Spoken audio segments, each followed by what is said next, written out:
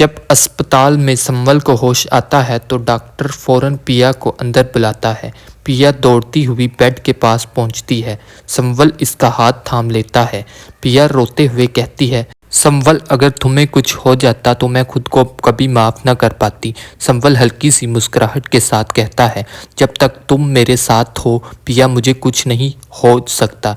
इसी लम्हे DSP Shahryar ward में दाखिल होते हैं।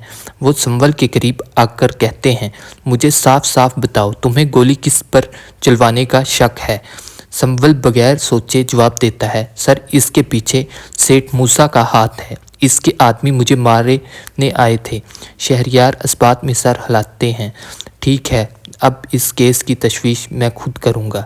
दूसरी तरफ जब सेठ मूसा को खबर मिलती है कि संवल जिंदा बच गया है और पुलिस में रिपोर्ट भी दर्ज हो चुकी है तो इसके पैरों तले ज़मीन निकल जाती है। गुस्से में वो नसीर को फ़ोन करता है, अगर संवल को हमारे मंसूबे के बारे में ज़्यादा पता चल गया तो वो मुझे ज़िंदा नहीं छोड़ेगा।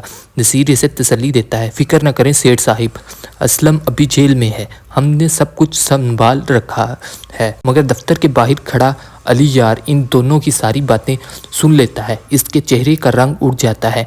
पहली बार इसके दिल में शक जन्म लेता है कि शायद पिया सच कह रही थी। वो बगैर किसी को बताए वहाँ से चला जाता है। इधर DSP शहरयार अपने दफ्तर में SHO और बुला लेते हैं। दरवाज़ा बंद होते ही शहरयार का लहजा सख्त हो जाता है। सच बताओ, तुमने सेठ मूसा से कितने पैसे लिए हैं? घबरा जाता है।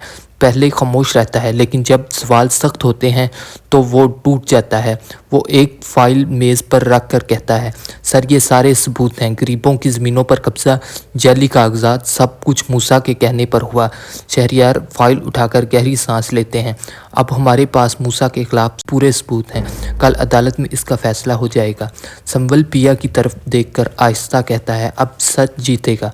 अगले दिन अदालत में सेठ मूसा पर एतमाद नज़र आता है। इसे लगता है कि इसके सारे सबूत खरीद लिए हैं। इसने सारे सबूत खरीद लिए हैं।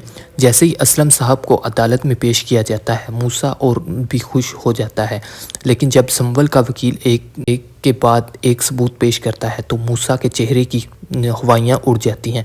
प्रॉपर्टी के कागजात, बाबर का बयान, पुलिस रिपोर्ट, सब कुछ सामने आ जाता है। अदालत में सन्नाटा छा जाता है। इसी वक्त दरवाज़ा खुलता है और अली यार आगे आता है। बुलंद आवाज़ में कहता है, माय लॉर्ड, मैं अपने वालिद के ख़िलाफ़ गवाही देना चाहता हूँ। सब हैरान रह जाते हैं। अली यार कहता है, मेरे अब्बू ने गरीबों की ज़मीन पर कब्ज़ा किया और संवल पर गोली चलाई। जज फैसला सुनाते हैं। सेठ मूसा को फ्रॉड और गैर कानूनी कब्ज़े के जुर्म में 10 साल कैद की सज़ा सुनाई जाती है।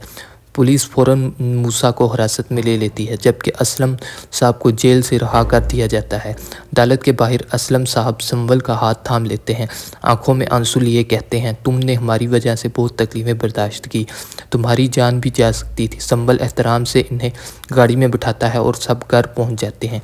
घर आकर असलम साहब पिया से पूछते हैं, अगर तुम संवल से मोहब्बत कर हो तो बेखौफ होकर बता दो। पिया यकीन भरी आंखों से कहती है, अबू, मैं संवल से मोहब्बत करती हूँ। संवल भी इस बात में सर हिला देता है। अगले दिन निकाह हो जाता है। मौलवी साहब पूछते हैं, पिया बिनते तस्लीम, क्या आपको संवल से निकाह कबूल है? इसी लम्हे अली यार वहाँ आ जाता है। हाथ जोड़ कर कहता है, पिया मुझे माफ़ कर दो, ये शादी मत करो। पिया मजबूत लहजे में जवाब देती है, तुम्हारे वालिद ने मुझे अगवा करवाया, मेरे अब्बू को जेल भिजवाया, मैं तुमसे नहीं संवल से मोहब्बत करती हूँ। वो मौलवी साहब की तरफ देखकर कहती है, मुझे निकाह कबूल है। संवल भी कहता है, मुझे भी निकाह कबूल है। अली यार खामोशी से वहाँ से चला जाता है। शादी की रात संवल पिया को हीरों की अंगूठी पहनाता है और कहता है, तुमने मेरी ज़िंदगी मुकम्मल कर दी। पिया मुस्कुराकर इसका हाथ थाम लेती है। पिया संवल का हाथ थाम लेती है। इसकी आंखों में सुकून होता है, जैसे बरसों की बेचैनी ख़त्म हो गई हो। संवल आहिस्ता से कहता है, आज पहली बार लग रहा है कि ज़िंदगी ने सब ज़ख्मों का हिसाब चुका दिया है। अचानक दरवाजे पर दस्तक होती है। दोनों चौंक जाते हैं। संवल दरवाज़ा खोलता है तो सामने असलम साहिब खड़े होते हैं। इनके हाथ में एक पुरानी फ़ाइल और एक छोटा सा लिफाफा होता है। अगर आप संवल यार पिया के आने वाली अक़सात के बारे में पहले से जानना चाहते हैं तो चैनल को सब्सक्राइब करें और वीडियो को लाइक करें اور کمنٹ میں اپنی قیمتی رائے کا اظہار کیجیے۔